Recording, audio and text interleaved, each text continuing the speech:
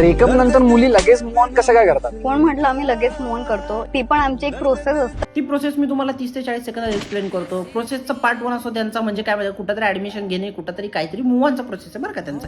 तिथे गेले की एखादा मुलगा असतो त्याची फ्रेंडशिप करायची, मग त्याला आहे ना तिचा दुःखवडा सांगणार, ती माझा ब्रेकअप असं झाला, त्याने मला असं यूज केला, असं केलं, तसं केलं, हे ते सगळं सांगणार. त्याच्यानंतर मग स्टेप 2 मध्ये काय करतात ते लोक, मुलाला आहे ना अशा फिलिंग्स द्यायला चालू करतात की म्हणजे तो भावी काळाचा बॉयफ्रेंड आहे. आणि ह्या जाळ्यामध्ये ह्या प्रोसेसच्या बळी पडून मुलगा बिचारा तिच्या प्रत्येक मेसेजचा रिप्लाय 1 सेकंदात देतो, पण ती त्याच्या मेसेजचा रिप्लाय कधीच देत नाही, त्याच्या कॉलचा रिप्लाय ती कधीच देत नाही. हिला एन्झायटी झाली की हिने कॉल केला की ती गाबडं लगेच फोन उचलते, तिला लगेच सांत्वन करते, बाई तू असू नको, मी आहे तुझ्यासोबत.